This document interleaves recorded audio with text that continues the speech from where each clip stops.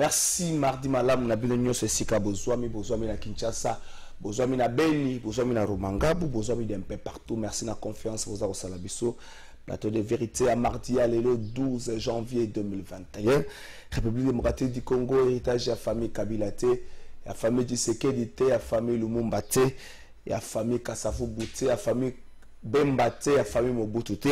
République démocratique du Congo mboka yo na ngai séquence to zwami ndeko congolais kanisa nini oko sala pona mboka oyo kanisa teka kanini mboka oyo ko sala pona yo kanisa mbonini oko sala pona mboka nkita na ngoy tombwa mandeko na ko vandi tala ba sachet ndenge tondani tala ba poubelle ndenge za liboso na yo mozwaka mokano tongo nyuso ke na pesu ko bakisa ba poubelle butu nyuso tongo bandeko balali obimi na poubelle na yo ke ko bwaka ba décharge nyuso wana coin moko ya veni ozobosa na ke yango ne benda ka bangungi yango ne benda ka ba solomabe yango ne benda ka mabe nyonso environnement polluant so kitasa nango ndeko kanisa ke soki to prendre soin ya biloko wana malembe to kotonga Kinshasa ya sikape ya malamu na mituni bakambi ya ville province ya Kinshasa o esale makana sayo boyo kaka bomona ka yango to boleka kuna te poubelle eza na sayo boyo kaka yango na lisolo bomona ka yango to pe bokenda kana bino kuna te bozwa mokano boleka kote kuna te po condition o bato bandeko bakino bazo vivre nango na kwa wana eza passe ekangami na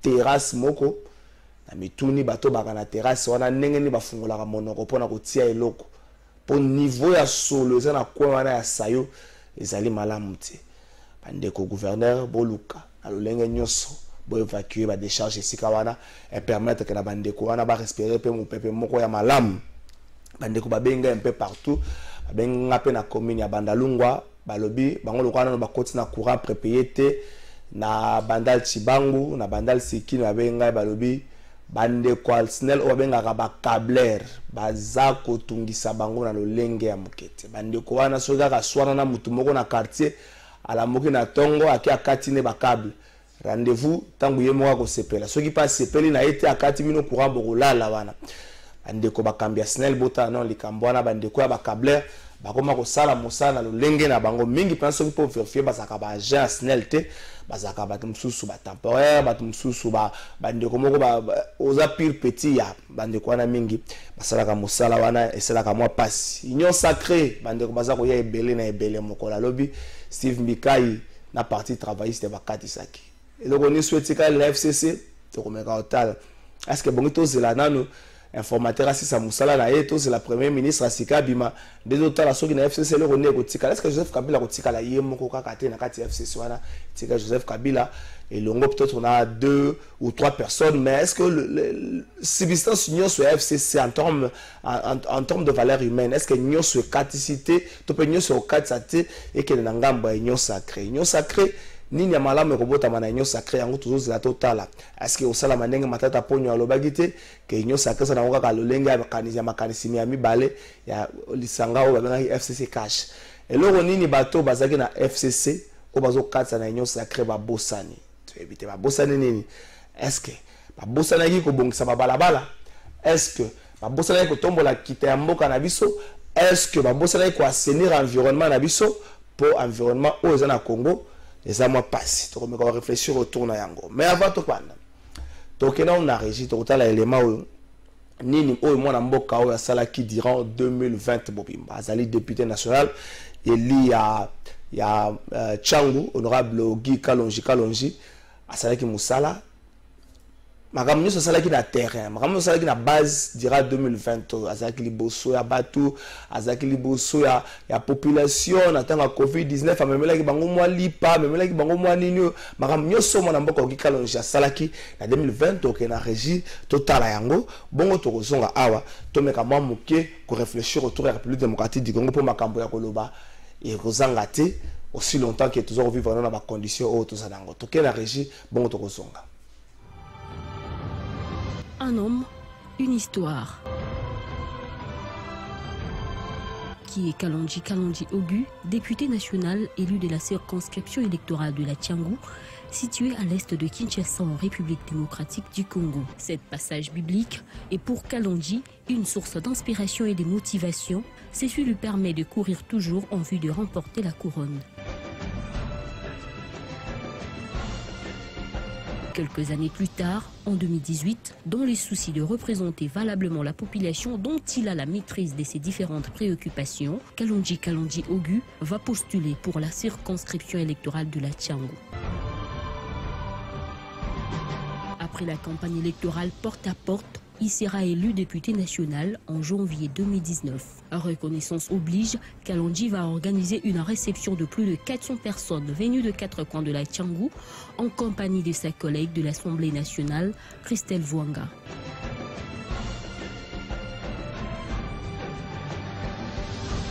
Baza mingi te na ndenge papa Kalonji asali to vota mais tomona nanu boye te ye na likambo na biso.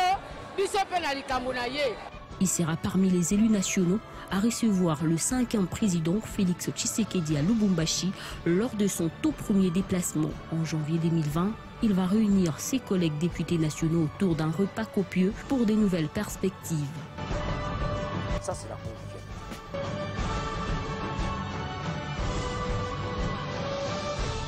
2020, décrétée année de l'action par le chef de l'État, une pensée adoptée par l'élu de la Tchangou afin de mener des actions concrètes pour l'intérêt de ses électeurs.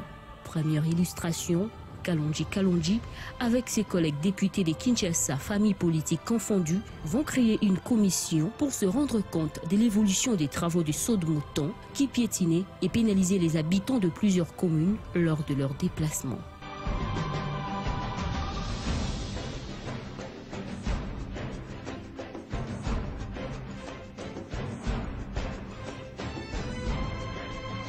Je pense que quand les intérêts de la population sont menacés, nous les députés, nous sommes interpellés.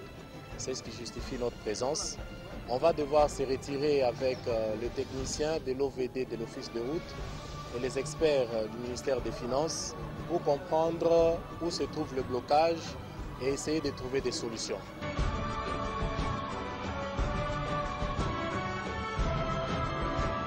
Une visite qui va précéder celle du président de la République Félix Tshisekedi dans ce chantier et l'ouverture d'une instruction judiciaire à l'issue de laquelle plusieurs têtes vont tomber.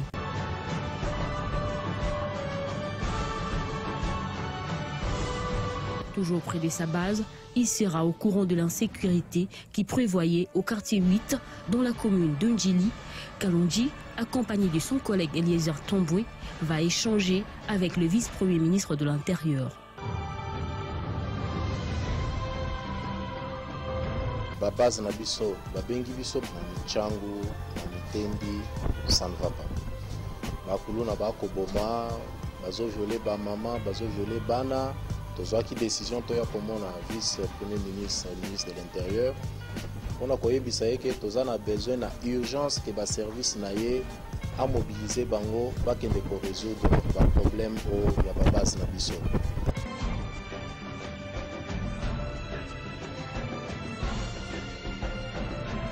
Conscient du rôle majeur que joue la femme dans la société congolaise, Kalonji va offrir des pagnes à plusieurs femmes d'une église au quartier Mikondo dans la commune de Kimbantike en marge de la Journée internationale de la femme.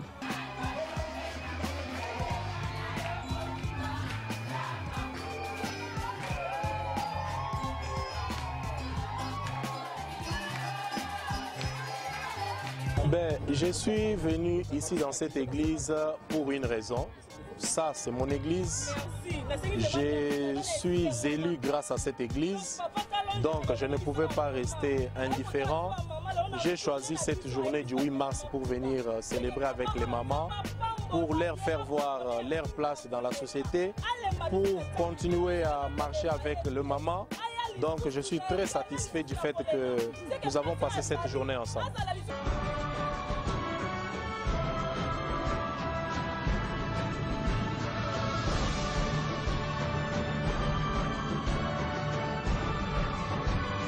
L'heure est grave. Une semaine après l'avènement de la Covid-19 à Wuhan en Chine, le meilleur conseil à donner à l'Afrique est de se préparer au pire et de le faire maintenant. Il prendra l'initiative de s'entretenir avec le vice-ministre de Congolais de l'étranger pour des dispositions. téméraire, à l'heure où la ville de Kinshasa venait d'être touchée par cette épidémie, Kalonji va multiplier ses échanges avec les ministres, notamment de l'EPST, sur l'effectivité de la gratuité de l'enseignement de base dans le district de la Tiangou. Avec le vice-ministre des Ressources hydrauliques, ils vont évoquer le problème lié à la desserte de l'énergie et celui de l'agriculture sur la question liée au développement de l'agriculture dans son fief électoral.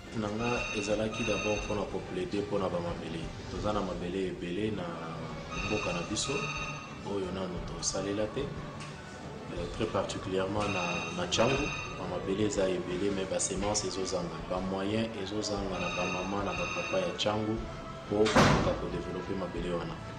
Alors nayaki pour solliciter apport dans soutien ya gouvernement au travers ya ministre de l'agriculture pour akoka pour soutenir ba maman na ba papa ya Tiangou na ba obaza na ba terrain na ba obaza na ba terrain te bakoka pour bénéficier na mabele. Au cours de l'état d'urgence décrété par le chef de l'État pour stopper la propagation du Covid-19, Kalonji Ogu va organiser plusieurs descentes dans son fief électoral pour sensibiliser la population sur les mesures barrières et assister également les habitants de Tiangou.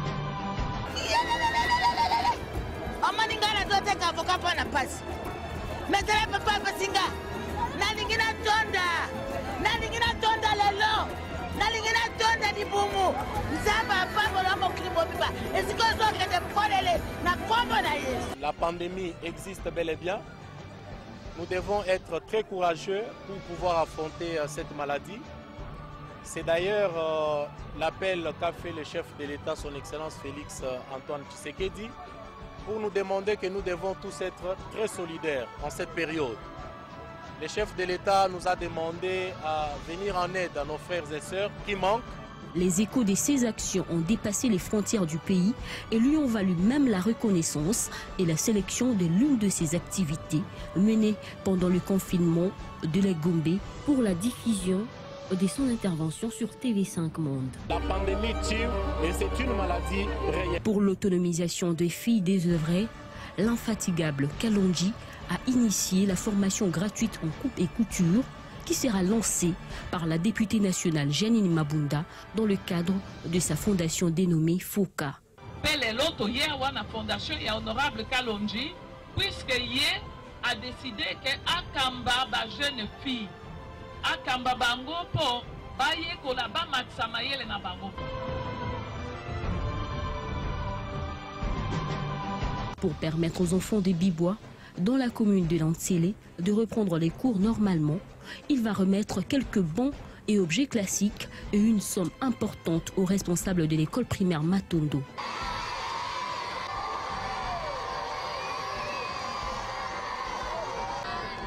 Honorable député national, cette école primaire qui existe depuis 2009 a été créée par nos propres efforts avant d'endurer d'énormes difficultés pour la rendre stable. J'ai décidé par le biais de ma fondation pour amener à cette école et les bancs, et les cahiers, et les stylos, et les crayons, tout ce qu'il faut, et même plus un peu de frais de fonctionnement. Question de les motiver. Nous avons échangé avec les parents pour leur rappeler que moi j'ai fait ma part. Ils doivent faire la leur, puis de rappeler aux enfants de venir à l'école.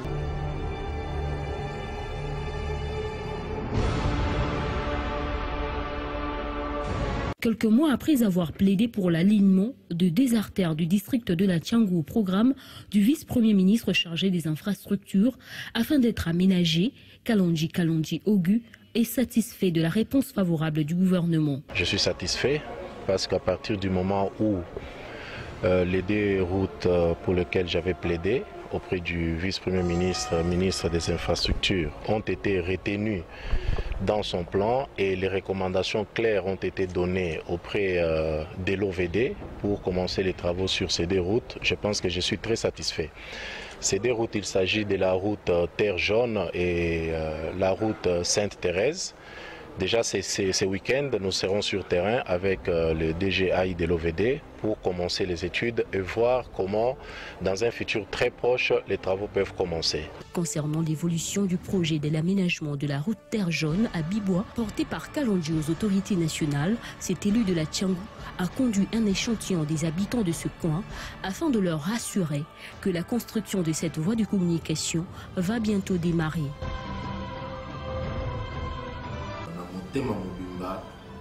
Merci. Je pense que Mikolo Koya, tokosa la marche monene ya kopesa merci. Parce que pour nous, c'est un rêve et comme une réalité. Na VPM, il y a infrastructure, tokenda kolelaye, à l'obi na biso balé qui bozole la pona juste cause tokobunda. Yango a dépêché qui directeur général ya OVD. Nous très bien, très simple parce que natungi sakaye parfois na minuit na bengie ayambi pour appeler cette solution na évolution ya nzela oyo.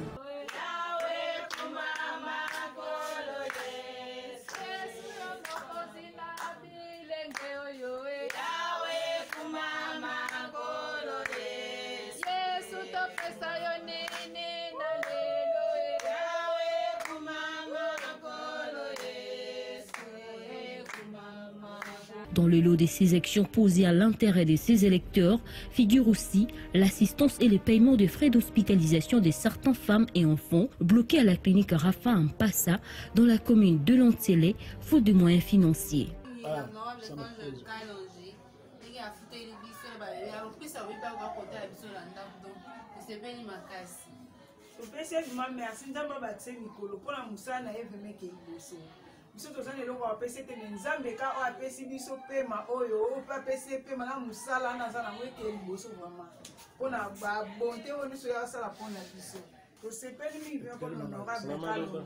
Un bon représentant de la Tchangou dans l'hémicycle du Parlement, il sera parmi les élus nationaux qui vont interpeller le ministre du Développement rural. J'avais posé le problème chez le ministre et je sors insatisfait.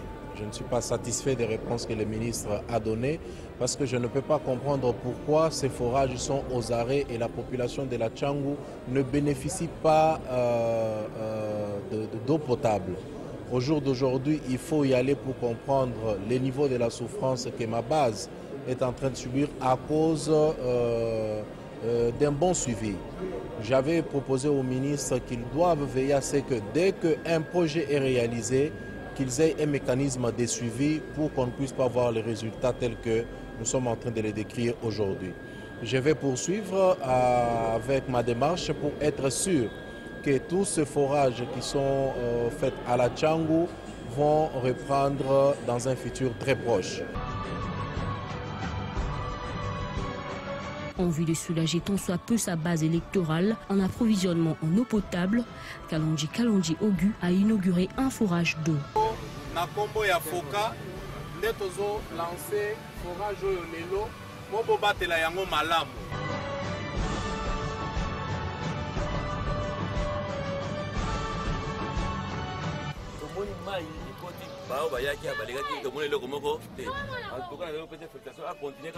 Une occasion pour lui d'échanger aussi avec les habitants de Terre Jaune au cours d'une tribune populaire sur les différents problèmes afin de les transmettre à qui des droits. Nous avons l'habitude de communier avec la population. Aujourd'hui, j'avais décidé qu'on ait cette tribune populaire, question qu'ils s'expriment. Il revient à toutes ces autorités de s'exécuter. Ils ont droit à la vie. Ils ont droit au courant, à la route. J'ai inauguré le forage, vous avez vu, ça ce sont mes efforts personnels. Alors, nous avons la régie des eaux qui devrait suivre les jeux. Ténace et ambitieux, Kalonji va s'inscrire en 2016 à l'université protestante au Congo dans la faculté des droits. Ses collègues ont laissé des témoignages de cet homme ouvert d'esprit. C'est un condisciple, on a commencé depuis, il est membre du groupe d'études où j'évolue. En tout cas, c'est quelqu'un de très actif par rapport aux études, en tout cas, c'est quelqu'un de bien. Naturellement, les personnes aînées, les personnes âgées ont souvent un naturel, une tendance à se montrer un peu plus renfermé, un peu plus distant des autres. Mais lui, rien qu'en le voyant, il est facilement abordable, il est amical, il est chaleureux. Les années passent, mais il demeure généreux, loyal et sociable. Kalonji Ogu reste convaincu de travailler de manière à remporter du... Dès qu'un projet est réalisé, qu'ils aient un mécanisme de suivi pour qu'on ne puisse pas voir les résultats tels que nous sommes en train de les décrire aujourd'hui. Je vais poursuivre avec ma démarche pour être sûr que tous ces forages qui sont faits à la Tchangou vont reprendre dans un futur très proche. En vue de soulager tant soit peu sa base électorale en approvisionnement en eau potable, Kalonji Ogu a inauguré un forage d'eau. Na kombo ya foka nde tozo lancer forage oyo lelo po bobatela yango malamu.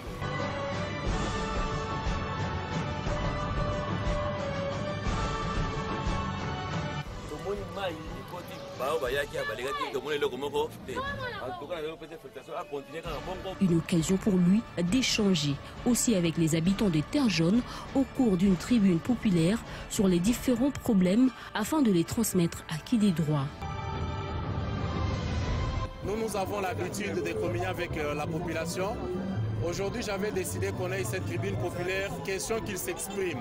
Il revient à toutes ces autorités de s'exécuter. Ils ont droit à la vie, ils ont droit au courant, à la route. J'ai inauguré le forage, vous avez vu, ça ce sont mes efforts personnels. Alors, nous avons la régie des eaux qui devrait suivre les jeux.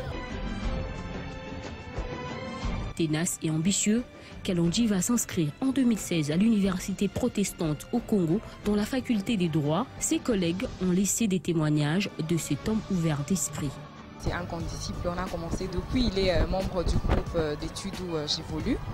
En tout cas, c'est quelqu'un de très actif par rapport aux études, en tout cas, c'est quelqu'un de bien. Naturellement, les personnes aînées, les personnes âgées ont souvent un naturel, une tendance à se montrer un peu plus renfermé, un peu plus distant des autres. Mais lui, rien qu'en le voyant, il est facilement abordable, il est amical, il est chaleureux. Les années passent, mais il demeure généreux, loyal et sociable. Kalonji Ogu reste convaincu de travailler de manière à remporter du succès pendant toutes les étapes de sa vie. Merci Alva Image, merci na Image wana botikolande allez presque action oyo honorable Ogi Kalonji Asala qui diront année 2020 bomonier d'un peu partout mais plus ça la circonscription électorale na Tchangou asungaki apesaki assistaki na baoyo bazaki na besoin. Merci na confiance pour salier beaucoup ba ko sala confiance mais aussi yepe akoba na koya ko sunga c'est vrai.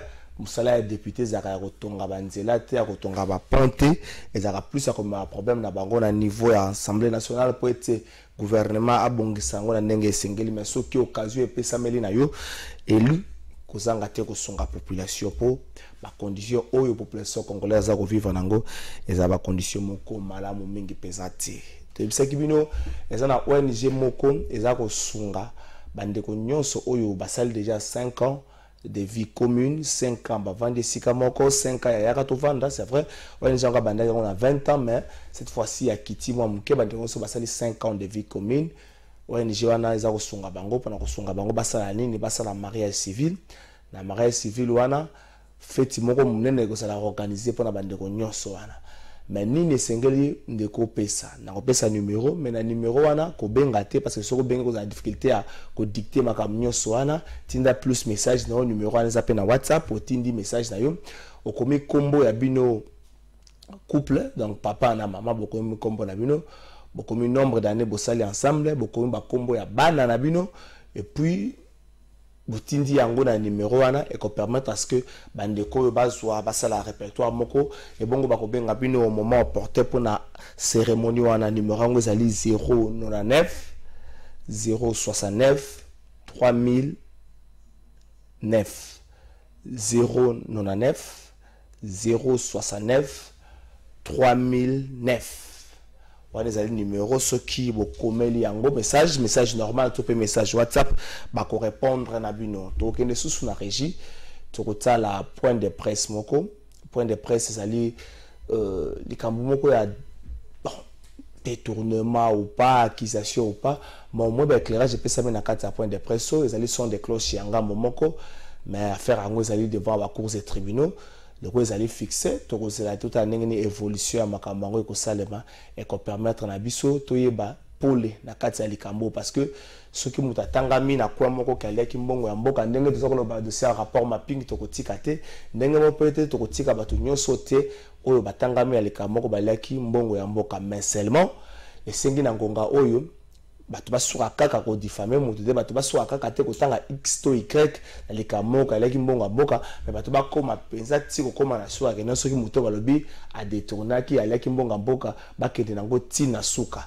Mais seulement si ce que celui qui a une diffamation, tu peux avoir une déclaration gratuite, et ça le camoko et que ça le malade au mingi pensate. Donc il y a le temps que régie ba comme après tu te reçois élément wana. Mais le temps invité na biso à quota. Merci pour comprendre que c'est avec un grand retard de inviter na biso à quota, mais le temps qui a quota.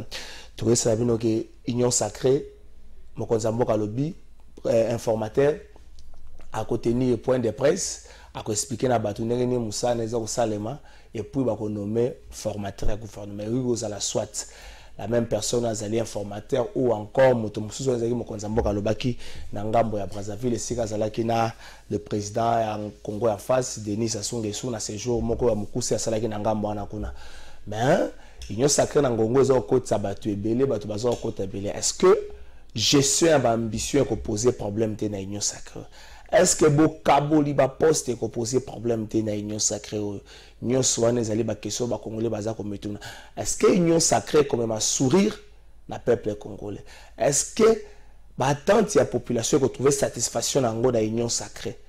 Est-ce que union sacrée et ko ça la été na 2 ans et kala le mokonza mboka na tête ya pays ezala assez ou largement positif et permettre à ce que ba totango ba ko juger ba ba ko dissocier les 2 ans passés dans la coalition FCC Cash et puis l'état passé dans l'union sacrée. Est-ce que différence soit et que ça le mato que na régite soit élément bongo torozonga te présenter bien invité na biso mukola lelo pe na 30 minutes restant to rondongwa na ye to kobeta masolo ya République démocratique du Congo to kobeta masolo ba famille na biso te to ke na régie mboko ezali mboka batu nyonso. Même chef de l'État, la constitution peut prévoir un mécanisme de Rolandela ye, peut y kangaye so ka sali mbeba. Tous allons na regret le lo ya ko tali sabino mambi matali arrestation autobengi ya farce. Arrestation irrégulière, ya maître Pascal Nimbo azali DG ya CSC. Oyoki na français, ndenge to reprendre le vide ya dossier. Bofundi mutu que ye a connu le loko mabe to a changé le loko otambola na mukanda mabe mais mukanda na mabe fo bolakisa yango bazuzi balakisa yango ke mukanda mabe otambola nango yango e monana te bayebisi ye balobi azali nommé na ordonnance ya mabe mais ya ye na ordonnance originale alakisi bino ordonnance ya mabe ezali wapi e monani te. Maître Pascal azali na makala 100 pièces ya détention. Atikali ko tomela yi mukanda moko ya mbula matadi ya lobito kangi o sali mbeba. E monani te. Alinge na parke. Ake na makala en nombre libre. Donc bazi le vola yo bendo sana. Na makala ndeko na yo yebe bakangi yo bato na polo. C'est ridicule. On a révisé décret. Pour ordonnance aujourd'hui. Un décret. Ce qui le Premier ministre a joué décret. Le Premier ministre a fait le transfert dans les membres du gouvernement, dans le ministère sectoriel. Que na décret na zoaka na mukolotel na sali yango le lenge mususu na baloli to na abrogé de le en français. Ba ministère sectoriel ba ko komela ba directeur généraux en fonction pour ba appliquer ba mesure d'application des dispositions ya sika. Mais amis que documents autant dans les réseaux sociaux. Il y a un directeur général en fonction parce qu'ils ont appliqué mon candidat autant dans les réseaux sociaux. C'est quand même ridicule, c'est fou. C'est de la folie tout simplement. Yango mboka na biso to lobaki boy. Nga nazo répéter yango parce que nga naza moto ya lutte. Nazo loba makambo ezo luta na mutema na ngai. Mandat ya l'été ça y a 5 ans. Ya mbula matadi régime politique 5 ans. ogo renouveler na yo mbala mibale esili oyo etikali moto mosusu mpe akosala nini akoya tomonaka Mobutu tomoni Mzee Laurent Désiré Kabila tomoni Joseph Kabila tomoni Félix Tshisekedi tomona Louis France tomoni bato misusu donc moto atiaka na motu teke mpo okomi conseiller ya mokonzi ya mboka to mokonzi ya mboka confie mwa mandat moko ya moke tu dois en abuser les excès de zèle parce que maître Pascal ali victime ya Kadiocha politique ya haute toile de là que je m'y mette ba Rwanda oyo bazalaka na mboka na biso basala infiltration batonga bandako babota bana barandaka compte na Rwanda baza gêné ya komona ke maître Pascal atelemela ba mafia na bango ya transposition illégale ya ba ressources naturelles CSC etekaka diamant te tomoni na kati kuna bazolobo CSC azoteka ba diamant na prix ya mangondo mais ça c'est de l'illettrisme tout simplement CSC oya na diamant na yo CSC a évalué alobi diamant na yo ezocoûter autant tango ezocoûter autant wana ayebisi yo ofuti ke nini mpaku ya l'État yo ke koteka diamant na yo soki na ndenge nini koteka yango oza na mikanda ya l'État. Donc le CSC ne peut pas prendre le diamant de quelqu'un et aller vendre. Non, le CSC est un établissement public à l'État ou fonctionne dans l'entreprise publique nyonso. Baloba ki suso ya makambo etalaki benga na français nini na lingala nini ba permutation to ba mutation ya ba agent ya CSC. Na lingi ko loba nabi na mobeko e créer CSC. L'article numéro 38 et je prévoir que le directeur général azali na pouvoir ya ko otinda ko longola batu mon côté mibale atinda bango bipai mususu les agents du CSC peuvent être mutés sur décision du directeur général, mais les directeurs sont mutés par la décision du conseil d'administration. Le directeur nini ya CSC oyo basi ba mita oyo DG a une décision à titre individuel azalité. Ezali banani ba jambo ba Rwanda bazala na CSC ba yana tango parce que je dois vous dire il faut que vous puissiez le savoir. Ba yana compte ya RCD ya ba Rwanda à l'époque quand ba okabola pouvoir na 1+4 quota ya RCD zalaka. Ba Rwanda wana bazala na CSC belé ba recommanda ba na entreprise publique. Na niveau ya ba recette ya province directeur général tango a côté a constaté les recettes ya mukie parce que maintenant il s'agit que CSC c'est l'entreprise publique ou établissement public à l'État où ils allaient na salaire na retard un paiement à 2 jours 2 jours exact. Donc ils allaient c'est l'entreprise publique où ba gens ba ça na déclaration té y a un paiement mais à tout à bango na 8 mois même si on doit être de mauvaise foi. Commencez d'abord par arrêter des gens qui ont amené à l'impayement de 12 mois, 24 mois. Pas quelqu'un qui n'est pas dans un retard d'impayement. C'est quand même moins sérieux comme État. Si Kassiko et moi, je suis en train de parce que quand on a la province, on a la prince. Ceux qui ont salaka, ni ba minéré awa, a comment on a été la police et bangaraye à le trafic d'influence. Pascal Nimbo a le bâti tout le la bango to permité bango. Regardez ma fonction. Regardez mbongo na yo. Ba prérogative, ba avantage, salaire, mais l'onga et sika ozali que ne place mususu. Ezali ka établissement ya l'État. Oh! Pona nini ya longola ngai na sali 10 ans. Na sali 8 ans. Ya zana na ya longola ngai. Et on l'a appelé pour lui dire monsieur, tu iras en prison, nous te promettons. Et nous avons des audios, monsieur. Nous avons des audios. Et Belé, Bazali la présidence. Et je veux vous dire que le magistrat subit une pression parce que le magistrat nous a dit à haute voix que si j'arrête ces messieurs, moi je risque d'être injuste devant moi-même. Je ne trouve aucun fait infractionnel. $1 000, 20 000, il y a 50 000 babandaki, il y a 50 000. Toti Kaye, aujourd'hui, il y a un dossier Belé, mais sur 50 000. Na même heure, maître Pascal a boyé à Béni, bonjour, merci. Merci, président. Les télévisions de la place, notamment à Kinshasa. Président de l'Association internationale de presse d'appui leadership AIPEL en sigle. Association à travers laquelle nous avions décerné plus d'un diplôme aux différentes personnalités du pays depuis que les chefs de l'État honoraires Joseph Kabila Kabange avait conduit ce pays pendant 18 ans durant. dans votre casquette politique. Vous êtes toujours apprécié et félicité par vos pairs grâce à vos capacités de transcender les très loin de différentes réflexions. Merci Alva Image, merci à Patrick Kitoko. Comment comprendre que Kinshasa, mboka ba réalité moins belé, malamba koloba la République démocratique du Congo que allez belé. Libération, il y a pas prisonnier d'affaires et assassinat Mzee Laurent Désiré Kabila babima qui semaine passée. Mais au cas moi mboka aidé qu'à peine d'abimi ba politicien ba comme okende pembe na mingi ba muso bazo bossa na kaza militaire, to moni ba mouvement citoyen, to moni ba nani. Et là on y bazo que no sa pembe net comme ko beta li solo. La libération n'a pas libéré 2 personnes au Bazaki condamnées à procès à 100 jours. DG à OVD, la DG à Sokok. Est-ce que procès à 100 jours est singulier Batouba le Bagazaki n'a pas un spectacle ou encore et c'est là que pourra cibler Moutoumoko topé l'été à Bandeko na Bayoki Yango Babimisi Bango. FCC transfert à Souga Salamaki ou à Souka par rapport à journal Lobby Salamaki Mokola Lobby Steve Mbika na parti politique na PT Bakatisi parti travailliste Bakatisi.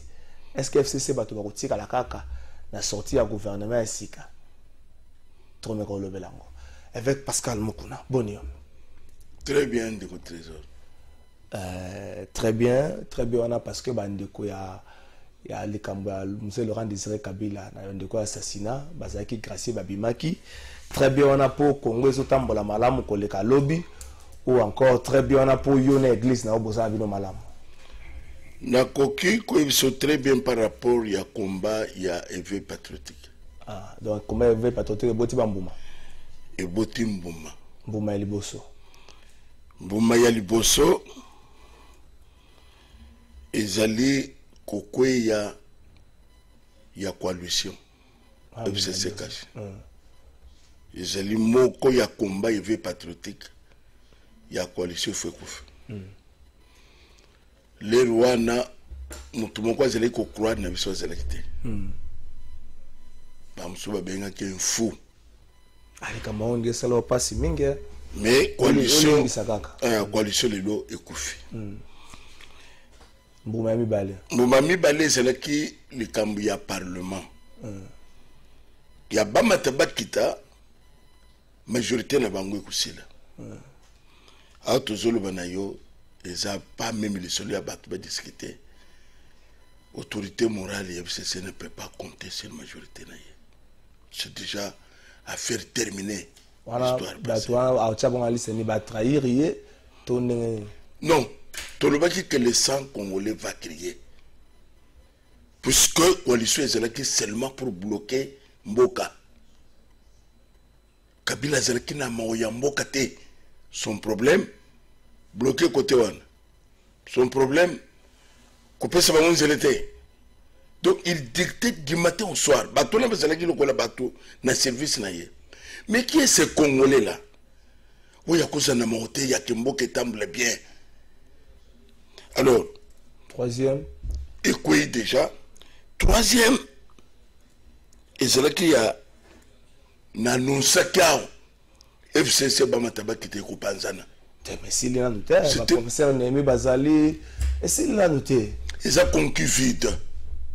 C'est que FCC, et c'est là que le mouvement, il y a des étrangers, mais maquillés, n'a pas congolais. Ça va disparaître. Ben Matabakita. Pour Nanine, c'est une machine de guerre. Où ils en ont maouaté pour la richesse en Mboka. C'est pour cela que nous avons que Moussana Bawezaka ba balance, il y a ba diamant, na ba chiffre, ba cobalt, na ba nine. Ah, kasi bato wane bakatisi ba comme une union sacrée, tout na terre. Non, bato bakatisi. Bazalaki na service ya moto a instauré le système wana. Kabila avait un système et c'est comme un homme d'affaires et non pas politicien ou président de la République. Kabila n'a pas joué le rôle de président de la République. Non, mais il a été président pendant 18 ans. Oui, il y a 4 trésors. Pendant 18 ans, président est combo président. Mais au fond, ce que lui a fait, c'est les affaires. Kabila a passé tout son temps n'a pas fait. C'est pour cela que à quoi que ça a 3 ans sans que a communiqué na peuple. 3 ans qui n'ont pas. Non, c'est-à-dire que à cause ça la même 3 ans 2 ans. Durant règne na yé. OK. A communiqué na peuple té. Et c'est ce qui a fait que même l'ingala yé bien té. Té wana yo mutolobi. Wana yo mutolobi. On vérifie peut-être. Bon peut-être. Bon, il y a peut-être soko ya soko sola qui n'est à pour confirmer makambwana. Ce qu'on gagne zo tuna yo. Okolo ba place moko discours et betemena linga. Okolo ba place moko masolo moko betemena linga. Ce n'est pas mon même maki à bunda kate. Mususu ezani. Donc et ça peut n'apporter le son que à s'en foutre de tout. C'est-à-dire que tout ce qui concerne le Congolais, c'est-à-dire qu'il y a azakunete. Donc na ko koye bisayo que na moment toujours le FCC et ça le ko la bateau moko c'est zindi. Les resolo ba Steve ngai au na plateau na bino na lobaki boye. Ndeko sache bien mikolozo ya liboso ou que le fandi quelque part. Ozo muna bateau basolo ba mingi raïs ba komi fachibe béton ba okena yoti ba kutiko na Burkina Faso. Ozo muna ko le soka pèlerin. Ah ouais, c'est ce qu'on a académie. Et ça, il est côté. Puisque l'académie, on a ça, kimete. Et ça, quand pour télé, petit frère, Zoé, t'as un mamping, c'est-à-dire que, yoka nem seyo. Ah, au tozoloba, c'est-à-dire qu'il y a cousin à kimete. Mais Congolais, ça doit vous avoir kimé en bon. Wana, Zoé, ce qu'on a quoi, ça, le grand frère, Azotung, c'est un mimicolo. En tout cas, n'a évité. Yes, et ça comme mouvement montre ni les yohan petit temps et vous avez ton mamping. C'est-à-dire que yes koyo asa loko les prisonniers mis en tenaille mamping et paille mapping il y a rapport mapping mapping ma comboné la kanakatité c'est là rapport mapping et paille il y a Bloomberg et paille il y a Kepnapt et paille par rapport à ça tellement les anciens et quand il y a un tenaille c'est-à-dire ça pour nous télé c'est que na lobaki yango okokoma vagabond les rwanda mobeko zo pesa elingi ça va na kimesika nyoso alingi yoka trésor na nazo bisona d'abord lit qui a éveillé patriotique makambo na buzana ba image boboa kaka donc comprendre que ezane luko zo sala mateo to lobaki yaote na moment to zo loboy bato bazo kende ko kende ya bato muto lobate et vous avez ngando abazo kende donc yo pona yo batona bazo katisa muta critiquer bangote pour le moment bon on a une critique pour la nine puisque ça a été dit que tu seras isolé ça a été dit pas na nani comment la Bible ça a été dit en ozoloba oyebi quand vous êtes devant un homme de Dieu qu'il faut parler botale liboso likambo kusala boy fais attention à négliger ki mingi makamna za ikoloba et aujourd'hui à quoi il s'aka péter que péter nga zoé muto na tato zoloba mais makambo loba ki nyoso salami tale le to fanu na académie na za isosa kinga katite aya kinga katite eza na kashamata na Lubumbashi on ne refi aya kinga katite ya kufana ah ouais na oyebi elo oyebi lo ko isalaki ka kende kaka kubalo ko ya des avions ko wa Simana après 2 jours quand il va valise c'est-à-dire que yo kanem yo na minute tozana yo c'est un prisonnier non c'est un homme libre aux hommes baza libre c'est plus que moi mikolo ya kotanga nyoso na toloba kango que batu nyoso zana bangwana ba ko abandonner yo tu seras isolé les locaux allaient isolés bakucho bakraka et loko etikali siko trésor simba yango okula mukamukolo mususu bayibiso ke alinga kya kende na lusaka na kito bakangie voilà donc okoyoka omoni autorité morale na bakraka c'est un président honoraire donc kolota yango te ko kalisa une pour la mboka na biso avec Pascal Mukulu yokana yebiso nan Zuma la fille du Sud, Sorni des Ozelay, Sarkozy en France. Naza comme ce Yogi Kabil a quoi échappé. Ne pense pas que de quoi bakangi na Paris a sali makamukuli Kabil. Non. Donc, na quoi que pour le moment, Kabil nous a amené un mouvement des étrangers ici Vous avez une difficulté à prouver quoi? Mais comment nous avons des difficultés? L'homme qui vous a parlé de Makambwe Bele, au sommet de mon quoi, il y a contredire Ngaya. Au sommet de mon toit, il y a contredire. Je vais préparer la route de et comment moi, est-ce que ça, Joseph Kabila? Et là, Congolais, oh, yo, bito critiquer les lots. Tant que je vais peut-être ça, bateau, bakati les lots, n'angambo ya FC7. Et bakati le n'angambo ya Union Sacré. Bateau, bako somba avion. Est-ce que moi, la gueule? Mon toi, ça, pour indiquer, on a place que nous sommes avions chez lui. Attention, que ne pas empoisé. C'est-à-dire que, et Saline, mon toi, encore sauté. Même au bozo, mon maman, ma bunda, et tout ça, en termes mwambe. Les lots, les lots, et ma bunda, et tout ça. Maman bunda on soki ya lo ba vérité ako bisona ka bande ko nanga boza ko finga nga pam usoto boza ko kutungisa nga pam muntu azali ko lo makambo nyonso zaye ezane loko moko ko salamate sans que Kabila dicté yango ezate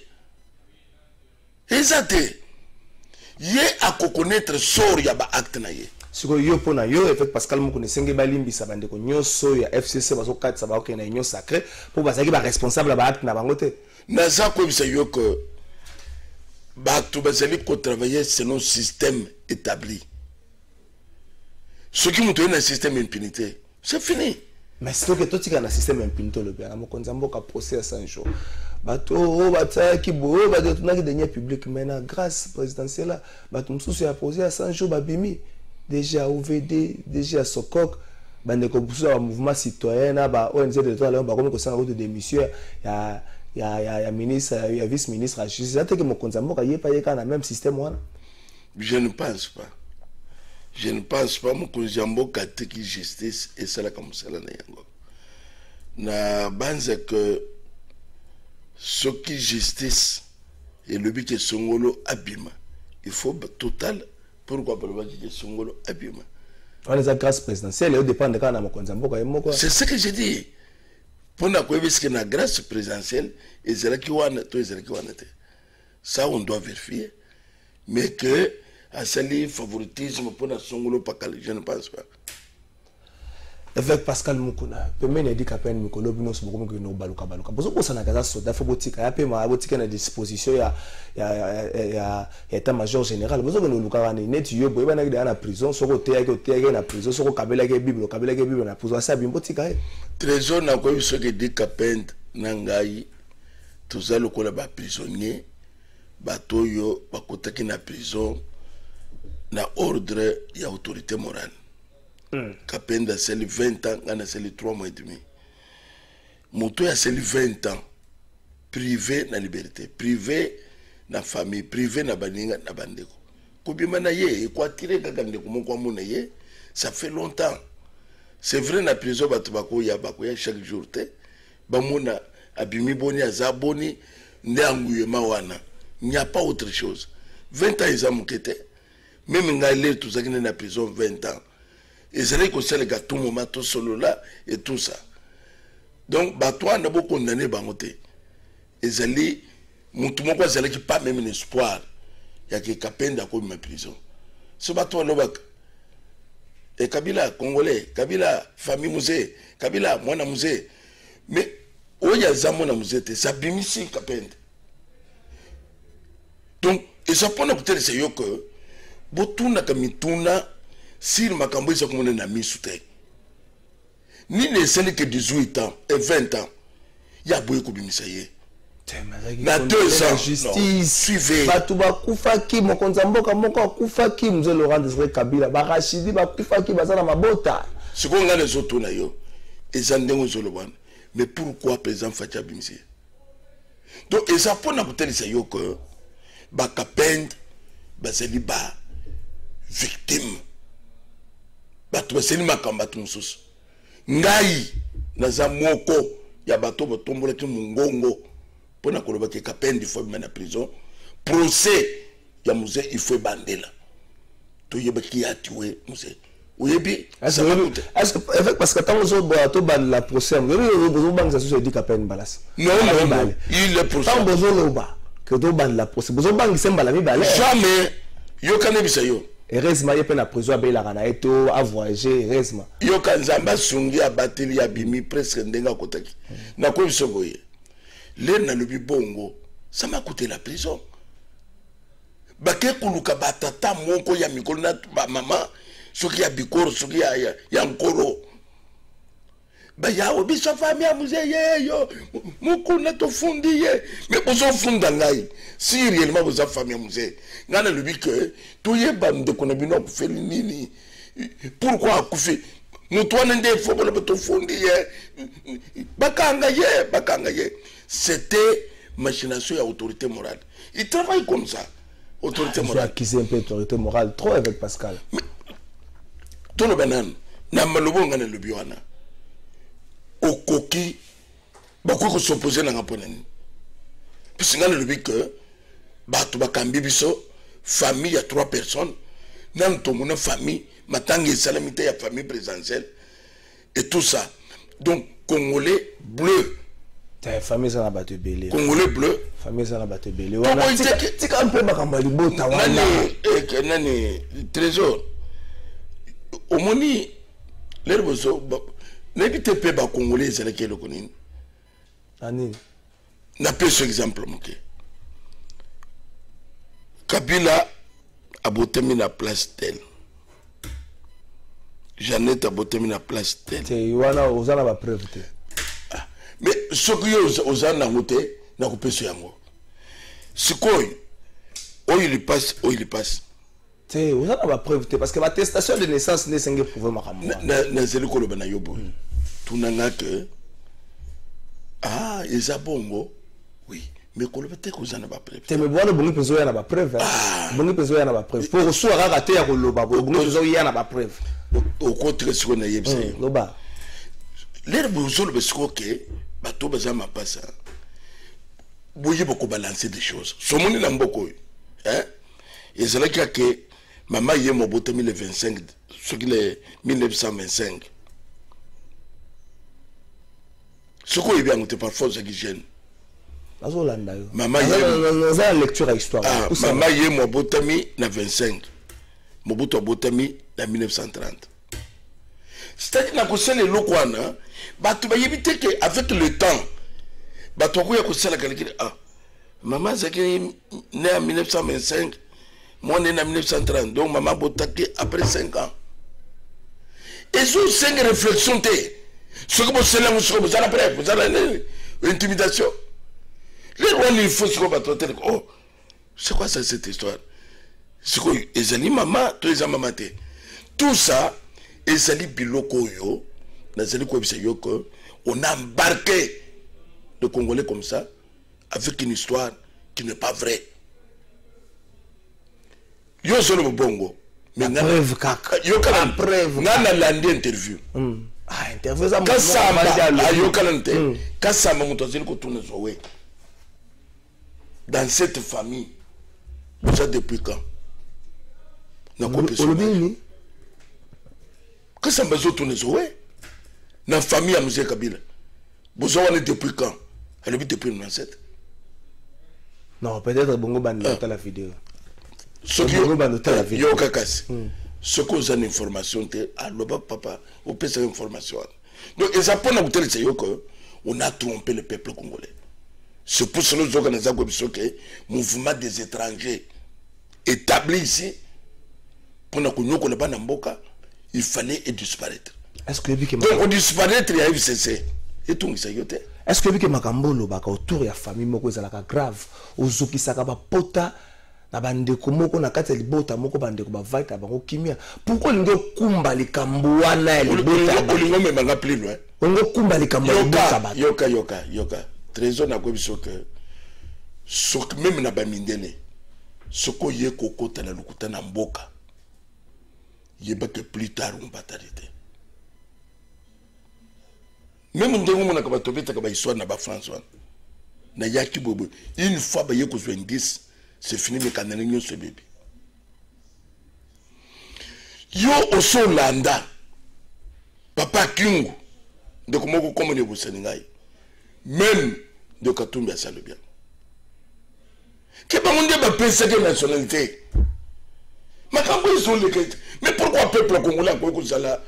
Du mou na makambo ezali correct ou juste tika pepe kongola za nzala na luka ndenge ni na kolia lipa siko tika na pesa information bazolo be bien que bangunde ba pesa ki nationalité bangunde ba pesa ki kombo ba bande ko luka to pesa kombo nini juste la sega ba kombo ba pesa donc bilo kwana et se manifester na etambo le pesa le liabatu